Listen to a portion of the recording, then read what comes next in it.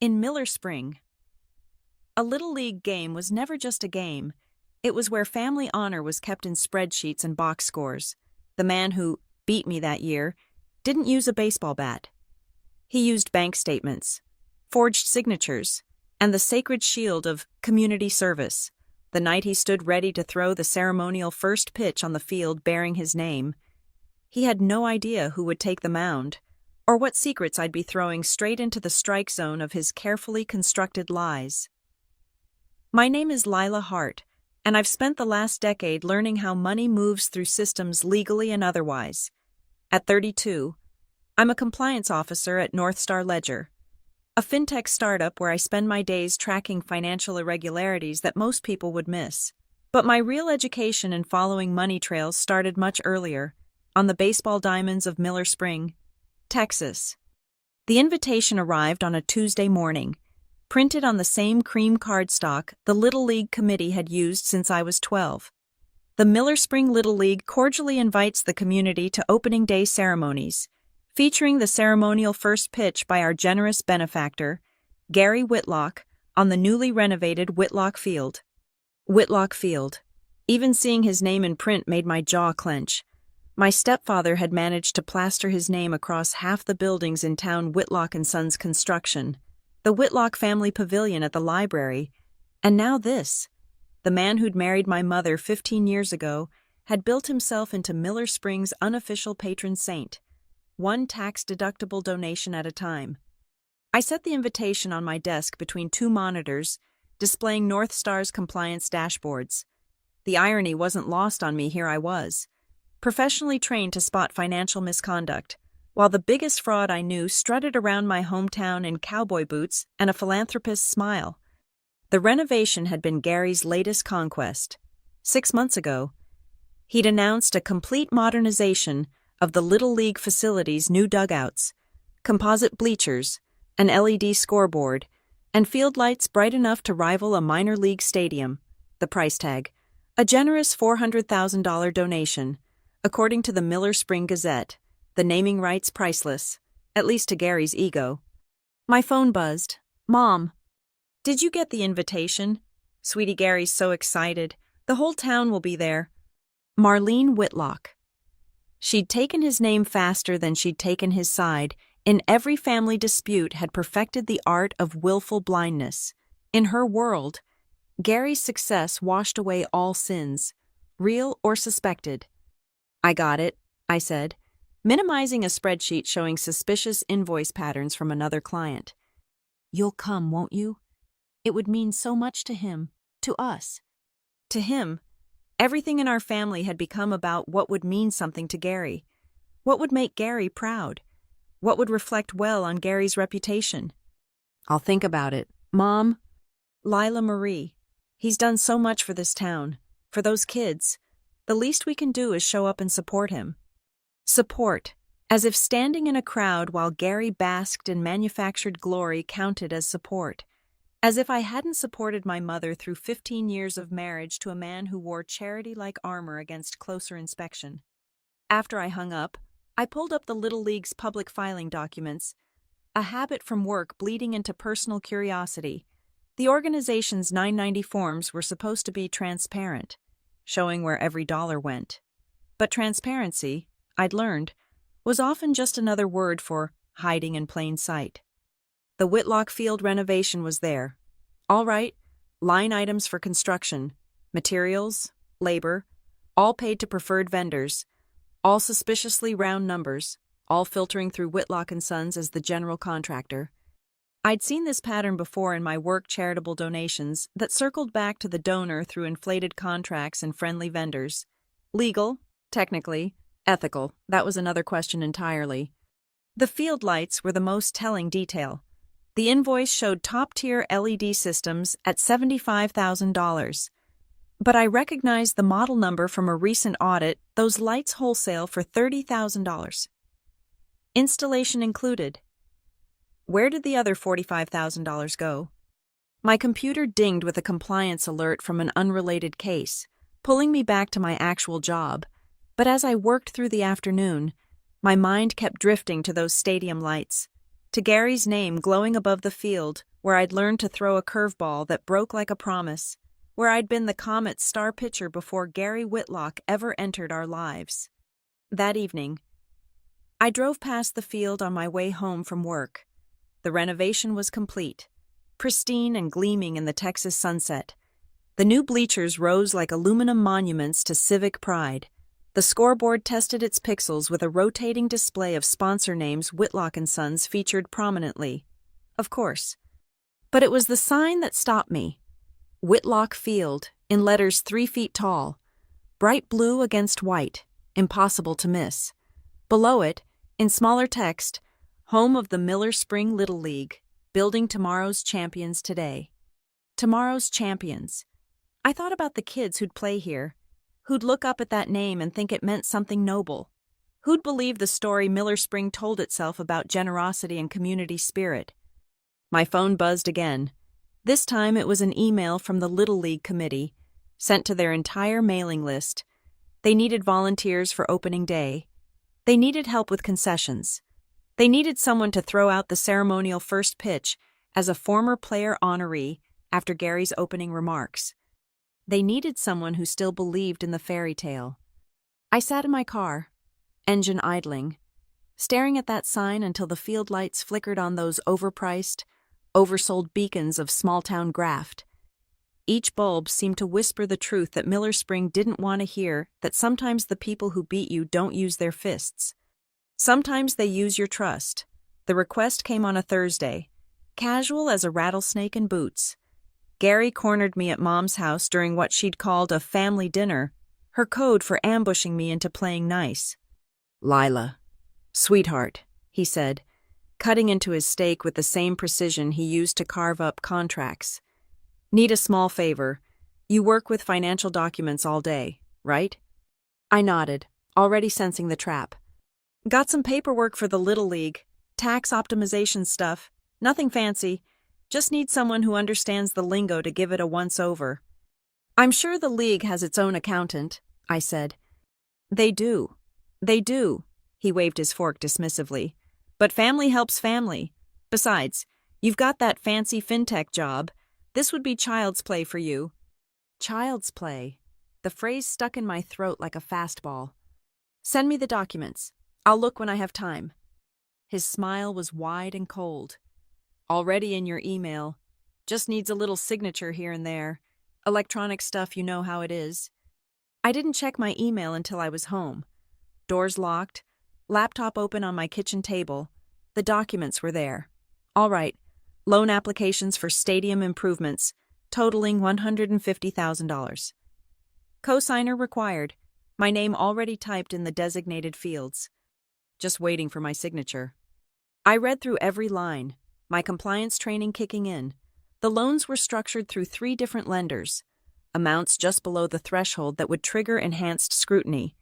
The stated purpose: additional bleacher installation and grounds improvement. The same bleachers already paid for by Gary's donation. Double dipping. He was using the league's credit to take out loans for improvements he'd already funded, planning to pocket the difference. I didn't sign. I didn't even respond. 2 weeks later, the first collections notice arrived. "There must be some mistake," I told the representative from Lone Star Commercial Lending. "I never signed this loan." "Ma'am, I'm looking at your e-signature right here. Dated March 15th, 2:47 p.m. March 15th. I pulled up my calendar. I'd been in Dallas that day, presenting at North Star's quarterly compliance workshop, 300 miles away with timestamps to prove it. "That's impossible. I was—" "Ma'am, if you're disputing the signature, you'll need to file a formal fraud claim. In the meantime, the payment is due." My credit score dropped 40 points overnight. The second notice came from my apartment complex, with my credit suddenly in freefall. I'd tripped their automatic review system. They wanted additional security deposit or proof of financial stability. I sat in my home office, surrounded by the tools of my trade dual monitors, encrypted drives, compliance manuals, and felt the walls closing in. This wasn't random. This was targeted. My phone rang. "Gary." "Heard you're having some financial hiccups," he said, voice dripping false concern. "Shame when these things happen. Good thing family helps family, right? I could probably smooth things over with those lenders, professional courtesy and all. You forged my signature. That's a serious accusation, Lila.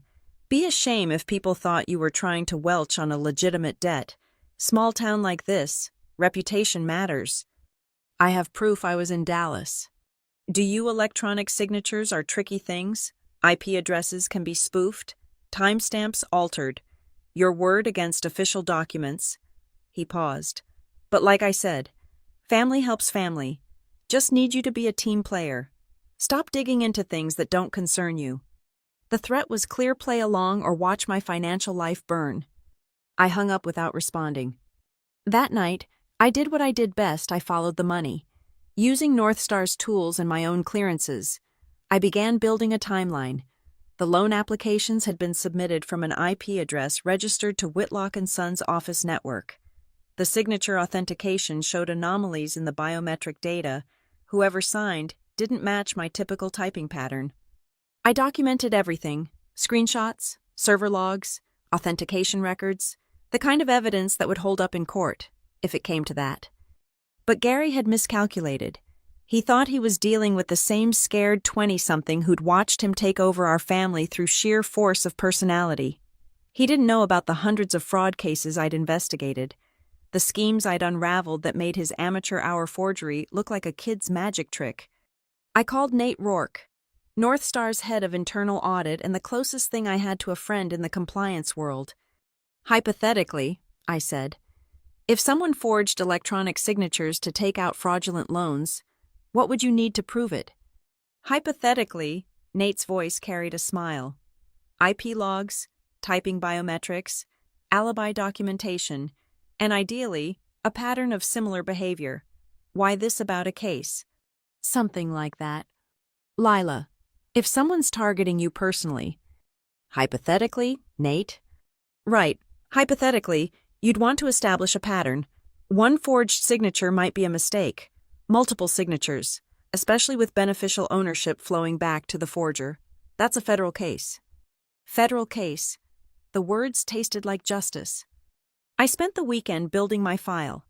3 loans, 3 forged signatures, 3 different dates when I could prove I was elsewhere, all benefiting the Little League's Improvement Fund, which Gary controlled as primary contractor. But I needed more. I needed to show where the money actually went. That's when I remembered the League's open board meetings, public record, meeting minutes posted online in the name of transparency. Buried in the March minutes was a gem. Mr. Whitlock proposes expedited payment structure for renovation costs. Motion carried. Expedited payment, meaning the loan funds would flow directly to Whitlock & Sons before the work was verified complete. I had him. Now I just needed to decide what to do about it. Nate Rourke arrived at the coffee shop looking like what he was, a corporate auditor trying to blend into small-town Texas. His pressed khakis and North Star polo stood out among the Carhartt and cowboy boots. So this hypothetical case got real pretty quick, he said, sliding into the booth across from me. I pushed a folder across the table. Everything's in there: forged signatures, fraudulent loans, money flowing in circles. Nate whistled low as he flipped through the pages. This is comprehensive. You built this case like a RICO investigation. I learned from the best. Flattery will get you everywhere. He studied the flow charts I'd created. So the donations go to the League. The League pays Whitlock & Sons, but the work's being done by subcontractors at a fraction of the cost. Classic shell game. Look at the invoices for the bleachers. He found the page. Composite weather-resistant seating system, $75,000. He looked up. I'm sitting on the same model at my kid's school. They paid maybe $20,000. The kicker, he got me to review loan applications for the same improvements. When I refused to sign, he forged my signature anyway. The ball's on this guy. Nate closed the folder. You know North Star has protocols for employees experiencing financial crimes. We could... I don't want corporate involved. Not yet. I stirred my coffee, watching the cream spiral. This is personal. Lila, personal is exactly why you need backup. This guy's already tanked your credit. What's next? My phone buzzed. Mom. Gary says you're spreading lies about the league finances. I'm disappointed in you. Lila, after everything he's done for this family. I showed Nate the text. He grimaced. Family complications. She chose her side a long time ago. I pocketed the phone. But I need something public, something that can't be swept under the rug or explained away. That's when I remembered the recording. There's a league board member, I said. Janet Kowalski. She voted against the expedited payments. Lost 8-1. Sore loser. Principled. Her son played Little League with me. She might have kept records. Nate leaned back. You're thinking she recorded the meetings. Texas is a one-party consent state. If she was protecting herself, that's a big if. But Janet Kowalski was more than principled, she was prepared. When I called, she didn't even pretend surprise. Wondered when someone would ask, she said. Meet me at the library. Bring a flash drive. The Miller Spring Public Library's local history room smelled like old paper and resignation. Janet was waiting. A banker's box beside her. Every meeting for the last 2 years, she said without preamble. Audio files, minutes, email chains. Gary's been bleeding the league dry, but nobody wants to hear it. I plugged in my drive. Why didn't you go to the authorities? With what suspicious invoices, creative accounting? She shook her head. Gary owns half the business in town. His poker buddy is the sheriff. You need federal-level proof to take down a man like that. The files transferred quickly. Meeting after meeting of Gary steamrolling opposition, pushing through contracts, expediting payments, but one recording made my blood run cold. The Heart Girl won't be a problem. Gary's voice, tinny through laptop speakers. I've got leverage if she gets too curious about the books. What kind of leverage? Another board member. Let's just say her signature's more flexible than she thinks. The recording was dated 2 weeks before the first forged loan. He'd been planning this. Janet watched my face. There's more. Check the April meeting. I found it. Quality was rougher, like she'd had to hide the recorder, but Gary's voice was clear. Construction costs are what we say they are. Anyone questions it, remind them who keeps the lights on in this town. Literally. Laughter around the table. Those new LED systems, let's say they cost more than market rate, way more. Difference goes to the general fund. Isn't that, someone started? It's smart business. League gets lights, Whitlock & Sons gets paid. Everyone wins. What about receipts? You let me worry about the paper trail. I copied everything, mind racing. This wasn't just fraud, it was conspiracy. The entire board, minus Janet, knew about the scheme. Why are you giving me this? I asked. Janet's smile was sharp. Because you're the first person in 10 years who might actually do something with it. Also, she pulled out another folder. You'll want these. Safety inspection reports, the composite bleachers Gary installed. They'd failed initial inspection, wrong grade material, improper anchoring. The inspector had signed off anyway after a re-inspection that happened to coincide with a $5,000 donation to the inspector's re-election campaign. Kids sit on those bleachers, Janet said quietly. Hundreds of them, every season. One collapse, one kid hurt, and everyone will wonder why nobody said anything. I thought about the league's opening day, packed stands, families cheering, all of them trusting that Whitlock Field was built by a philanthropist, not a profiteer. I need to make copies, I said. Already did. She handed me a second box. Insurance, in case something happens to the originals. Janet, this is overdue, she stood. I've got grandkids who'll play on that field someday. I'd like them to do it safely, with money that actually goes to their programs instead of someone's pocket. I loaded both boxes into my car, checking my mirrors more than necessary. Paranoid, maybe, but Gary had already shown he was willing to commit federal crimes to protect his interests. Back home, I spread everything out. Financial records, safety reports, audio recordings, a prosecutor's dream. If I could get it to the right prosecutor. That's when I noticed the pattern in the safety reports. Every failed inspection had been corrected by the same subcontractor, a company that existed only on paper, registered to a P.O. box in Houston. I cross-referenced with the financial records. The shell company had received over $200,000 in remediation costs for work that was never performed. My phone rang. Nate. "You need to see the news," he said. "Channel 8. I flipped on the TV. There was Gary, standing at Whitlock Field in his best suit, announcing an expansion of the league program. "Thanks to our successful renovation, we're adding 2 new teams next season," he beamed, "and I'm personally guaranteeing funding for equipment and uniforms." The reporter gushed about his generosity.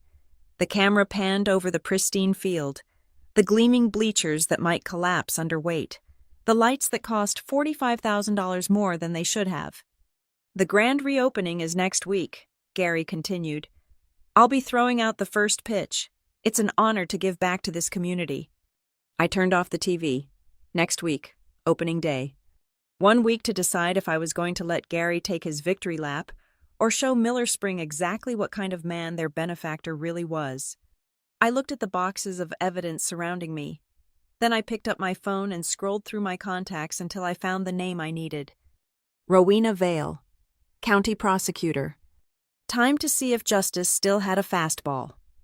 Rowena Vale's office occupied the top floor of the county courthouse, all dark wood and legal gravity. She listened to my presentation without interrupting, occasionally jotting notes on a yellow legal pad. "You've built a solid case," she said when I finished. "But Gary Whitlock isn't just any defendant. Half my campaign donors play poker with him. So you won't prosecute." "I didn't say that." She leaned back, studying me. "I said he's connected. To make this stick, I need more than financial documents. I need public impact, media attention, something that forces my hand. The safety violations could be explained away, corrected after inspection, he'll say, without an actual incident. It's theoretical danger." I felt the walls closing in again. "He forged my signature. That's a felony." "That's a he said. She said with digital documents. His tech expert versus yours." She held up a hand before I could protest. "I believe you, but believing and convicting are different animals." "So what do you need?" Vale's smile was as sharp as a closing argument. "I need Gary Whitlock to ruin his own credibility in public. Strictly speaking, of course." I left her office with a business card and a promise. "Get me something undeniable, preferably with witnesses, and I'll have state agents there within minutes." The next stop was Iris Delgado, the city's chief building inspector. Her office was in the basement of City Hall, surrounded by filing cabinets that looked older than the town itself. "Ms. Hart," she greeted me, her expression carefully neutral. "I don't suppose this is about a residential permit." "It's about Whitlock Field." Her face hardened. "That's a closed matter. All inspections passed." After failing the first time, and the second, corrections were made. By a company that doesn't exist, I placed the shell company's registration on her desk. "Unless you've met someone from Premier Remediation Services." Delgado's jaw tightened. She glanced at her closed door, then back to me. "You're playing a dangerous game. Kids will sit on those bleachers. What happens when they collapse?" "They won't collapse." "You sure? Sure enough to stake your license on it? Your pension?" I leaned forward. "Because when this comes out, and it will come out, everyone will ask why the chief inspector signed off on substandard work." She was quiet for a long moment. Then, "I have a family, a mortgage. You understand." "I understand Gary Whitlock doesn't own you. Not unless you let him." "Easy for you to say. You can leave Miller Spring. This is my whole life." "Then help me protect it." Delgado opened a desk drawer, pulled out a flask, thought better of it. "What do you want?" "A real inspection, on the record, during opening day."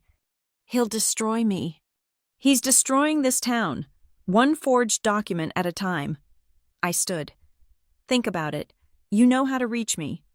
The rest of the week was a careful dance. I worked my regular job at North Star while building a secondary case file. Nate helped. using his audit experience to create visualizations that would make the money trail clear to anyone. "You could just leak this to the media," he suggested during one late-night session. "Local paper won't touch it. Gary's a major advertiser." "What about regional state level?" I'd thought about it, but media attention without official action would just let Gary play victim. I needed him exposed when he couldn't spin the narrative. 3 days before opening day, Mom called. "We need to talk," she said. "In person."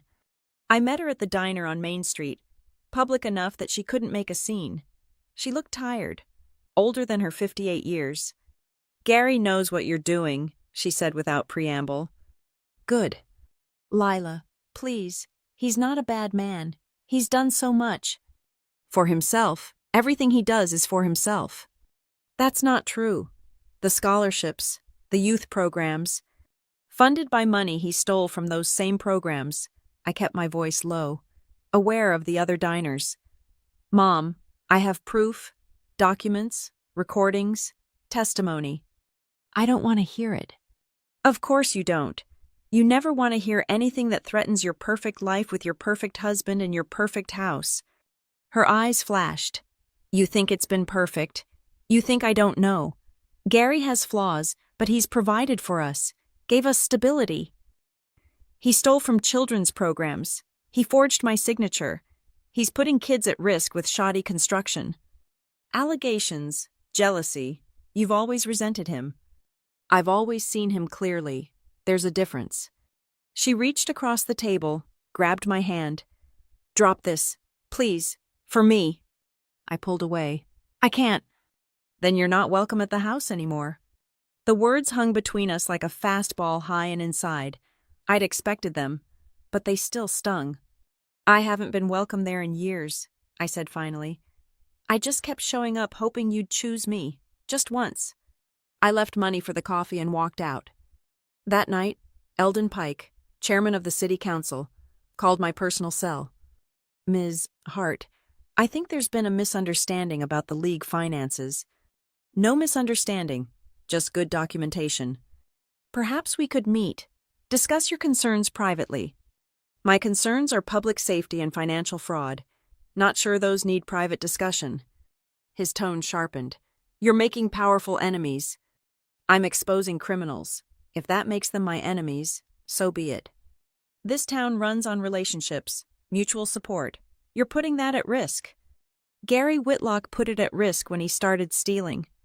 Allegedly stealing. And our lawyers would point out that making unsubstantiated accusations could be considered defamation, expensive defamation. "Sue me.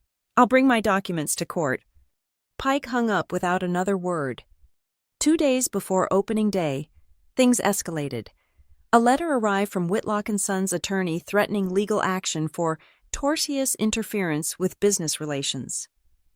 My apartment complex received an anonymous complaint about noise violations. My car was ticketed 3 times in one day for infractions that didn't exist. "They're trying to intimidate you," Nate said over the phone.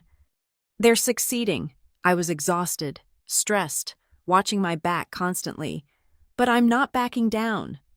"What's your plan for opening day?" I looked at my evidence wall documents, photos, flowcharts showing how Gary's web connected.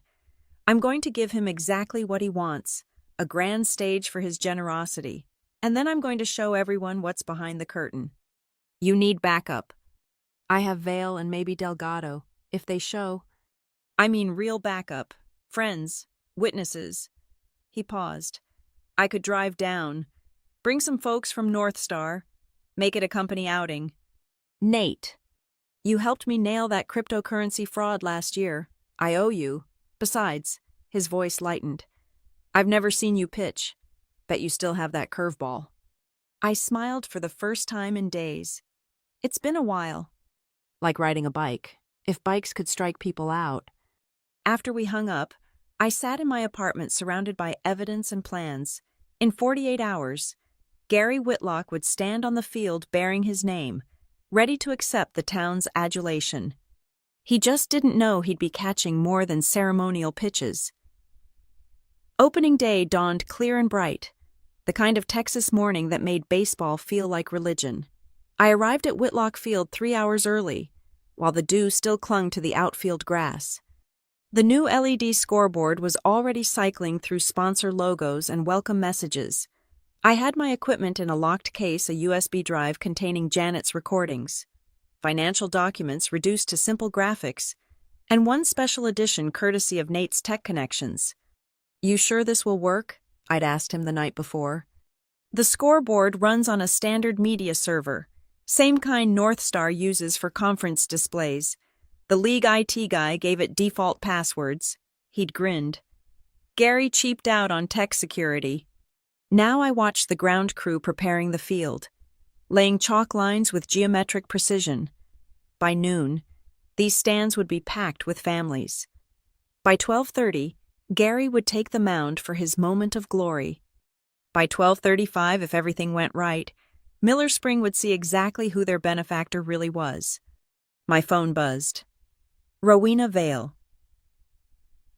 "State agents on standby in unmarked vehicles. Give me the signal when you're ready." Then Iris Delgado. "Inspection team assembled. We'll be in the parking lot." The pieces were falling into place. I made my way to the press box where Mike Rodriguez, the scoreboard operator, was setting up for the day. Mike had been 2 years behind me in school, still remembered when I struck out 15 batters in the regional semifinals. "Lila Hart," he said, surprised. "Heard you were back in town." "Wouldn't miss opening day." I held up a USB drive. "League asked me to put together a tribute video for Gary. Mind if I test it on the system?" "Sure, but I'll need to review it first. Standard procedure." I'd counted on that. The video I showed him was exactly what he'd expect photos of Gary at various charitable events. Construction progress at the field, happy kids in uniforms. Boring, forgettable. "Looks good," Mike said, inserting the drive. "What time do they want it played?" "Right after Gary's introduction, before the first pitch. Cue it up at the 3:45 mark." What Mike didn't know was that the drive contained 2 files, the tribute video he'd seen, and a hidden file set to auto-launch when the system clock hit 12:32 p.m. Nate's voice in my earpiece, "Drive is live. Secondary file armed." I left the press box and positioned myself near the visitors' dugout, where I could see everything. Nate and 5 North Star colleagues had claimed seats directly behind home plate, all wearing matching company polos like the corporate squad they were. By 11:30, the stands were filling. I spotted Mom in the VIP section, designer sunglasses reflecting the morning sun.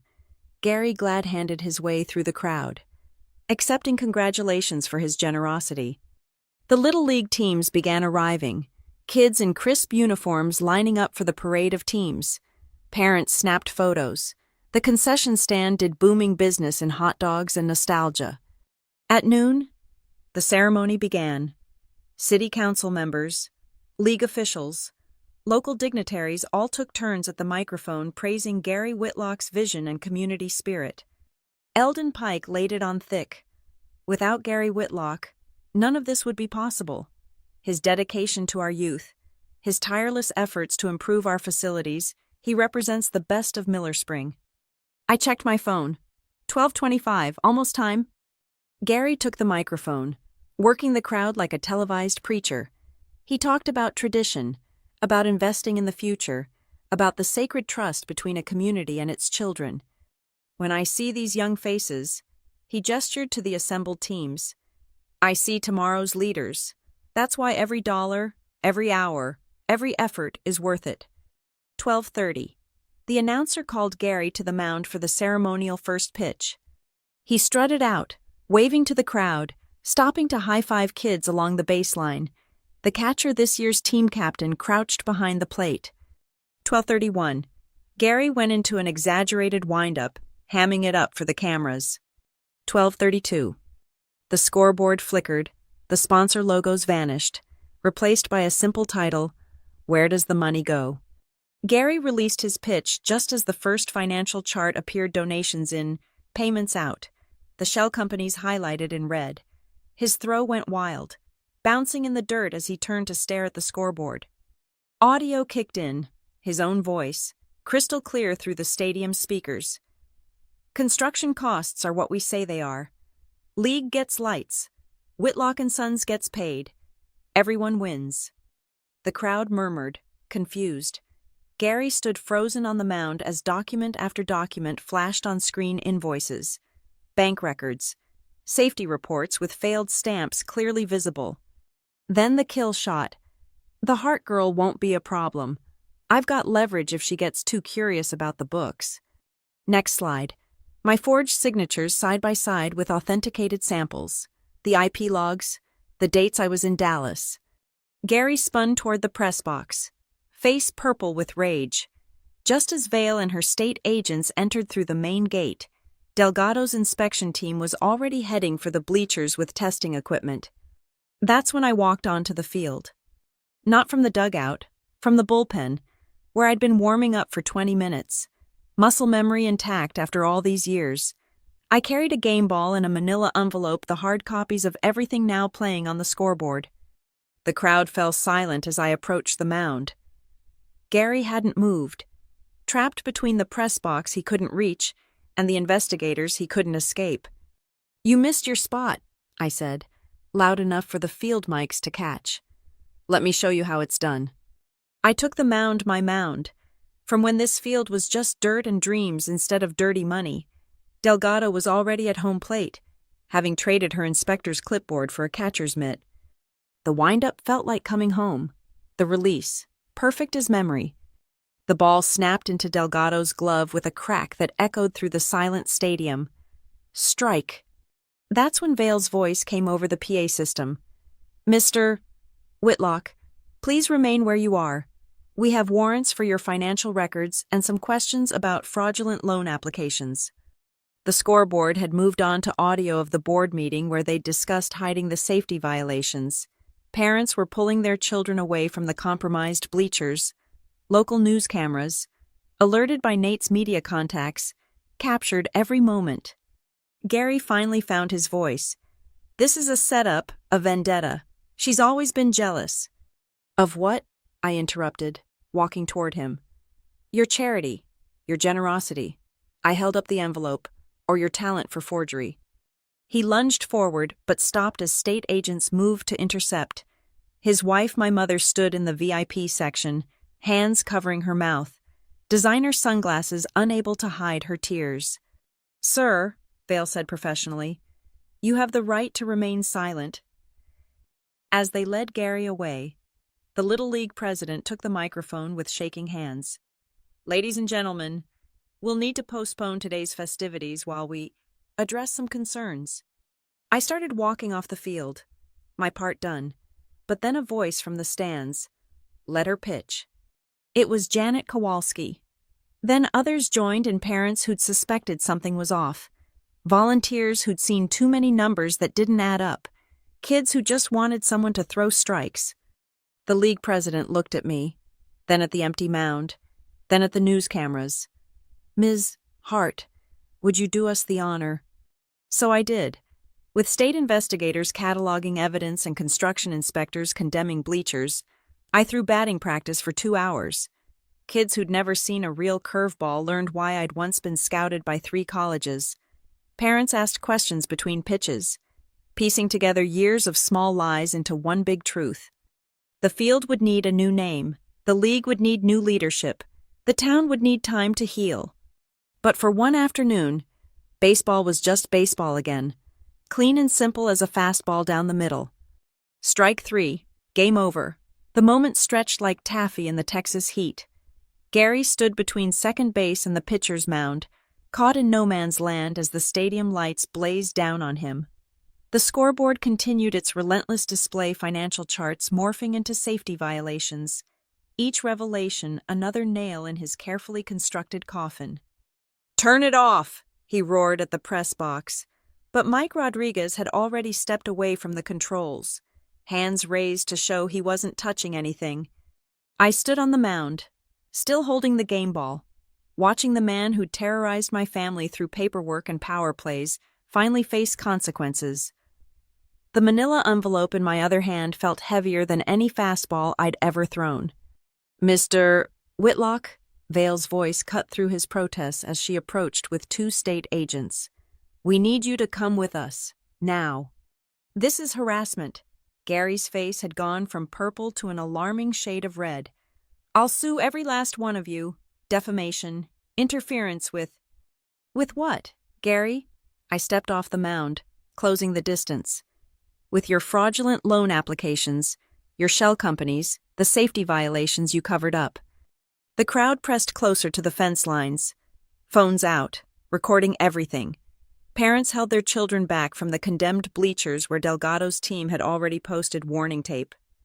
"You ungrateful little—" Gary started toward me, but the state agents moved faster, positioning themselves between us. "Sir, I strongly advise you to stop talking," Vale said, her tone suggesting this wasn't advice at all. That's when Mom finally moved. She descended from the VIP section like a queen abandoning her throne, each step deliberate despite the tremor in her hands. The crowd parted for her. "Gary," she said, and her voice carried across the field without need for amplification. "Is it true?" He turned to her, his expression shifting to the wounded innocence he'd perfected over years of marriage. "Marlene, honey, you know me. Would I—" "The recording," she interrupted.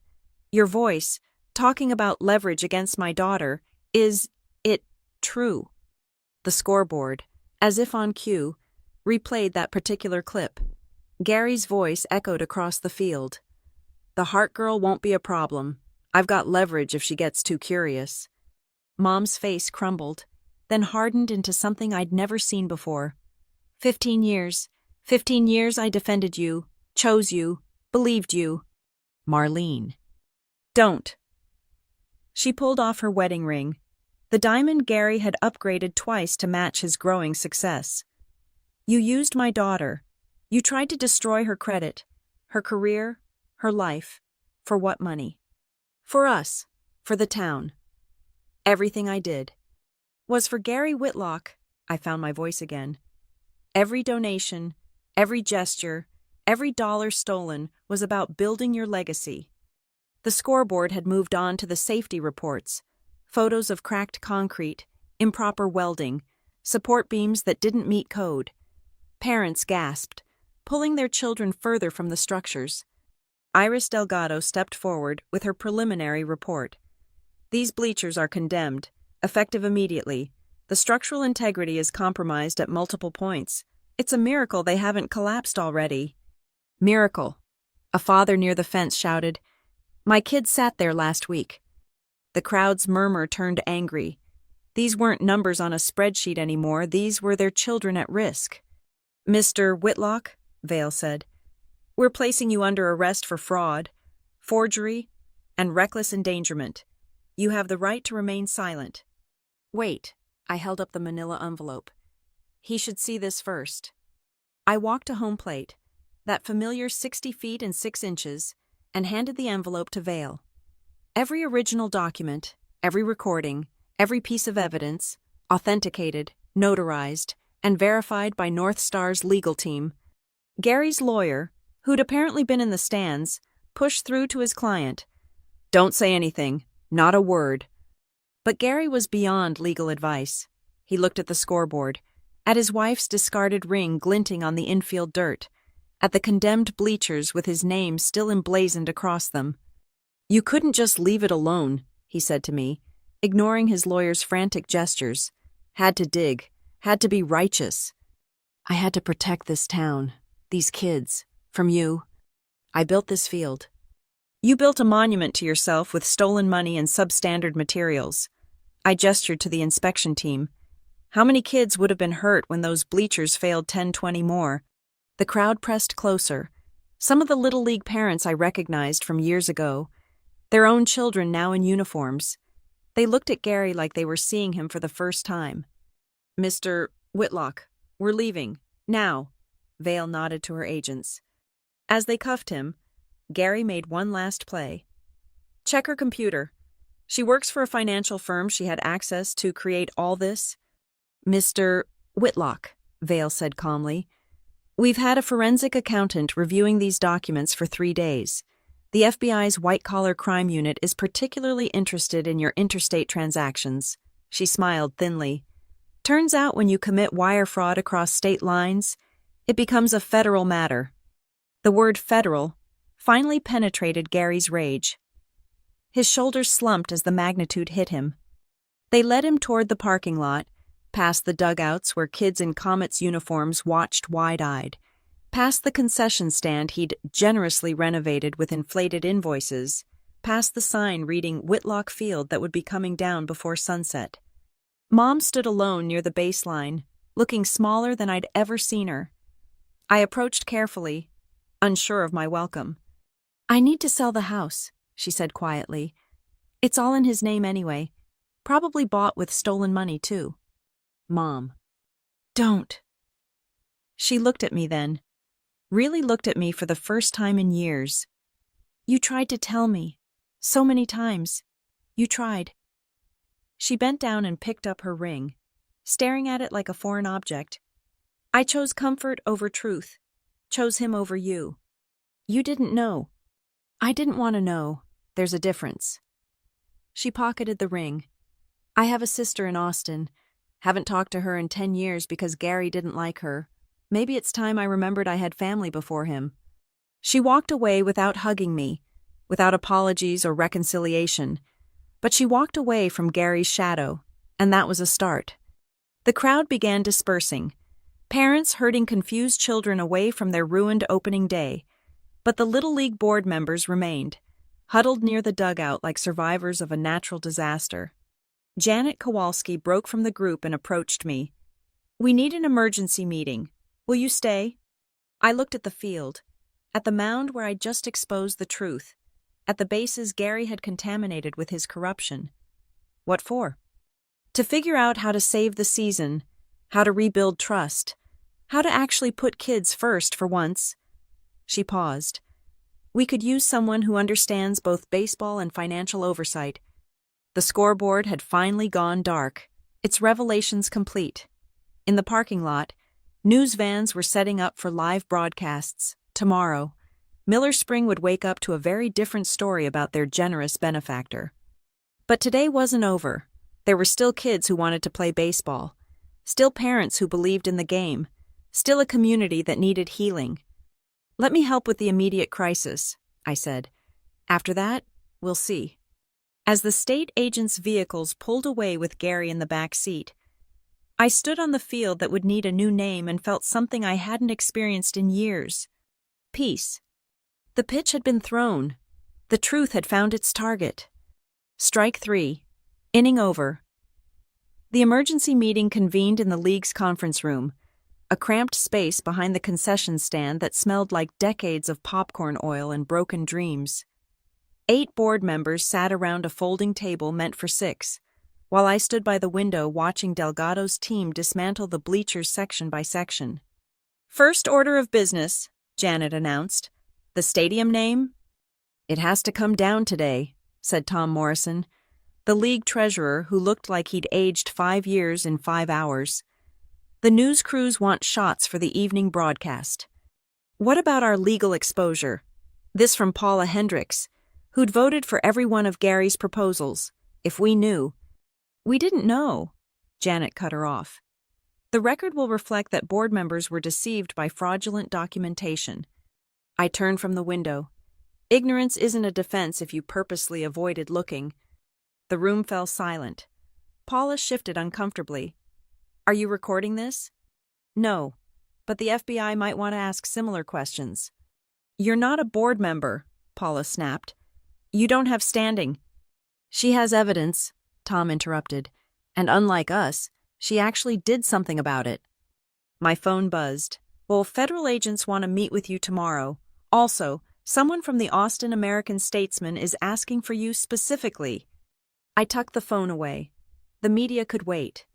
"Here's what needs to happen," I said, pulling out my compliance officer voice. "Full forensic audit of the last 5 years. Every transaction, every vendor, every contract. You hire an independent firm not local, not connected to anyone in this room.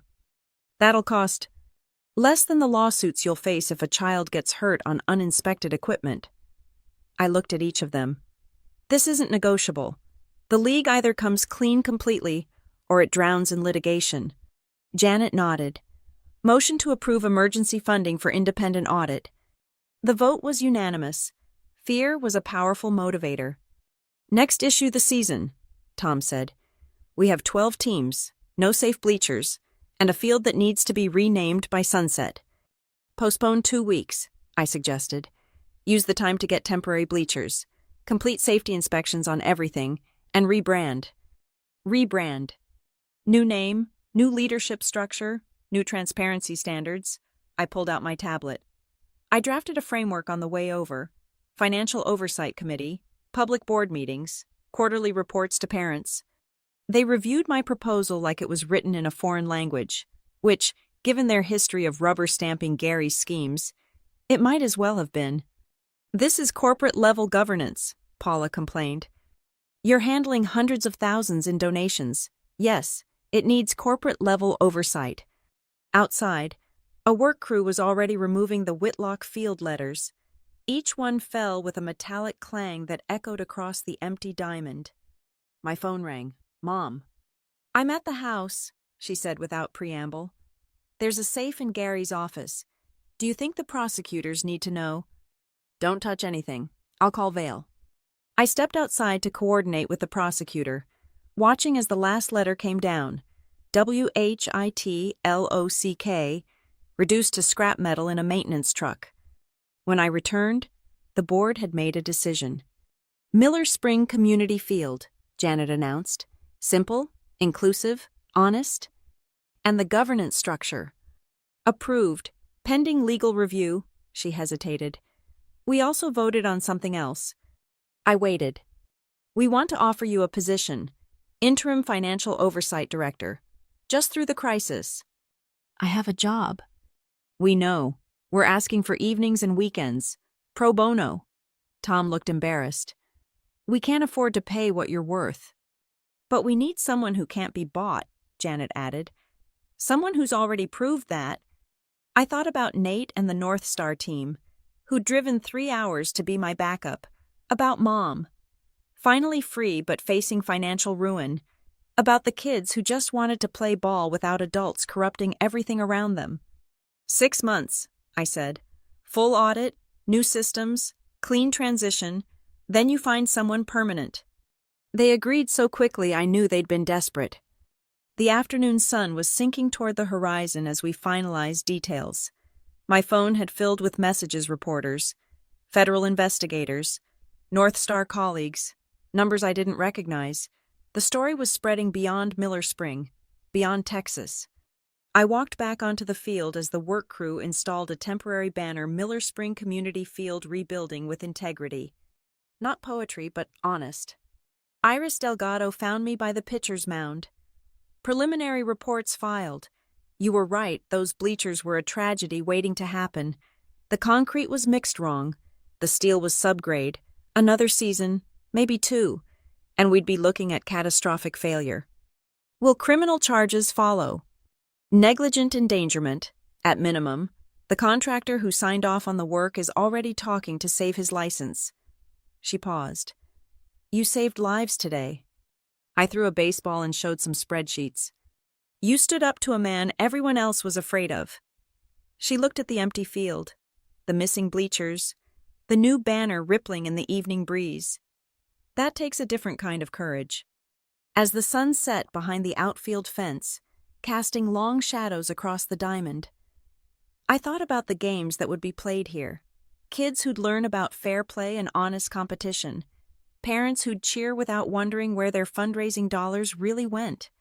It wasn't the revenge I'd fantasized about during those sleepless nights when my credit was trashed and my family had turned against me.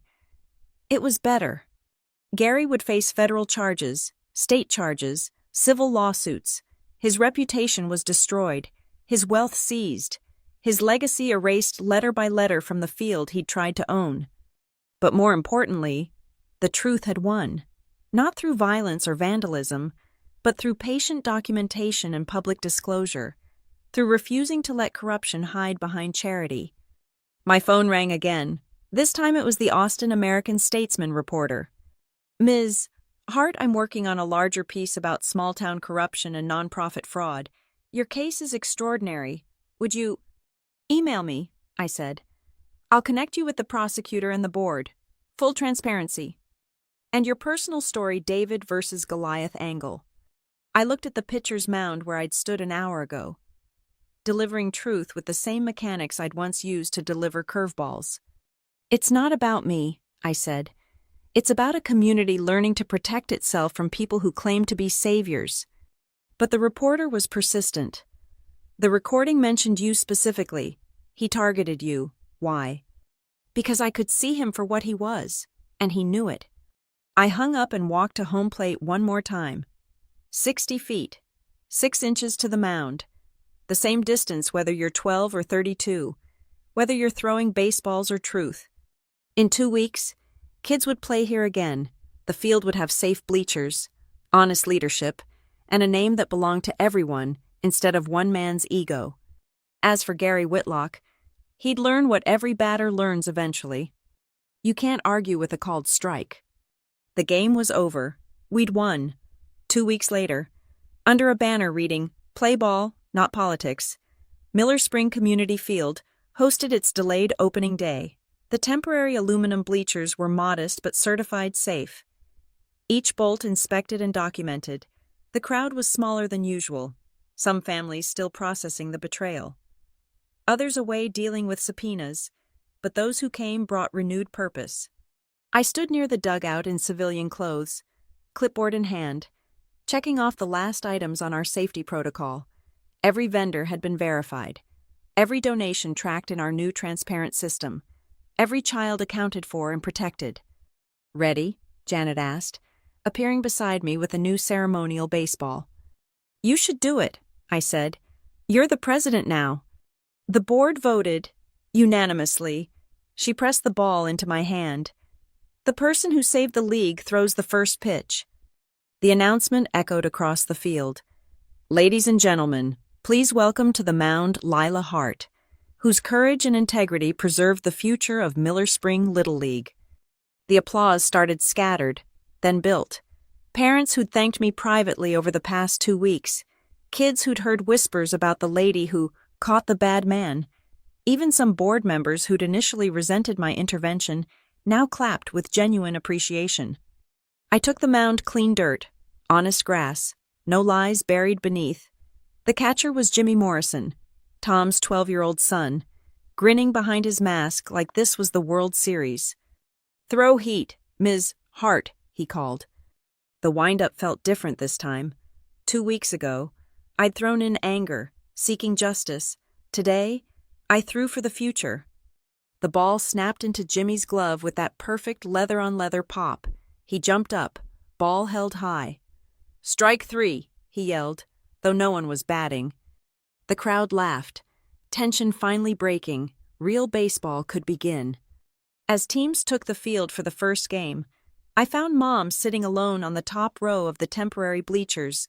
She'd lost weight, aged years and weeks, but her posture was straighter than I'd seen in decades.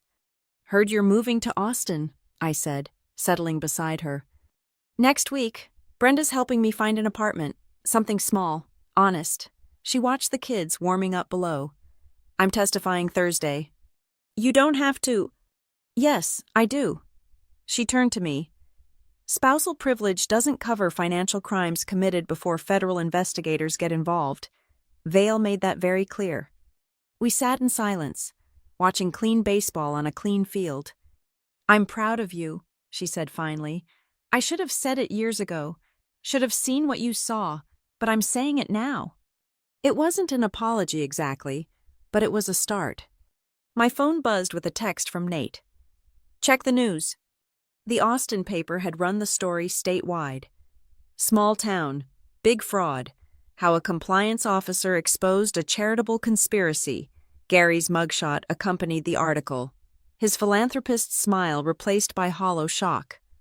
But better than the headline was the sidebar, "Texas legislature considering stricter oversight for youth sports organizations." Our template for financial transparency was being reviewed as potential state policy. "Ms. Hart," A young woman with a press badge approached. Channel 8 News. Could we get a quick comment about the federal indictment? What federal indictment? Just announced 17 counts of wire fraud, money laundering, and racketeering. The U.S. attorney says it's one of the largest charitable fraud cases in Texas history. 17 counts. Gary would spend years in federal prison. Decades, maybe. His construction company was already in receivership, his assets frozen, his name erased from every building, every plaque, every memorial in Miller Spring. No comment, I said. Today's about baseball. The reporter persisted. But you're the whistleblower who... I'm a volunteer helping kids play safely, that's all. She left, chasing other angles. The game continued below Miller Spring Comets versus the Riverside Rangers. Same matchup as opening day for 20 years running. Some traditions were worth keeping. As the sun peaked overhead, I made my rounds, checked the temporary fencing, verified the concession permits, ensured the new emergency protocols were posted. Boring work, invisible work, but necessary. Lila, Tom Morrison caught my arm. Board wanted me to tell you the forensic audit came back clean on all current members. We were negligent, not complicit. Good, learn from it. We are. New member orientation starts next week. Financial literacy training will be mandatory. And the kids. Full season guaranteed. Anonymous donor covered the shortfall. He grinned. Actually, several anonymous donors. Turns out people appreciate honesty. I left as the third inning started. My part in this story. Complete. 6 months of oversight work lay ahead, but the crisis had passed. The league would survive. The kids would play. The truth had won. My car was parked next to the spot where Gary's luxury truck used to sit. His custom-built GW license plate, a weekly reminder of his ego. Now it was just another parking space, unremarkable and unimportant. As I drove away, I caught one last glimpse of the field in my rearview mirror. The new banner caught the wind, Miller Spring Community Field. No one person's name, no one person's glory. Just a place where kids could be kids, and games could be games. My phone rang through the car speakers. Nate. So, hero, when are you coming back to the exciting world of financial compliance? Monday, unless another small-town tyrant needs exposing. Well, if they do, I know a compliance officer with a hell of a curveball. I smiled, merging onto the highway that would take me home to my apartment, my real job, my life beyond Miller Spring's shadow.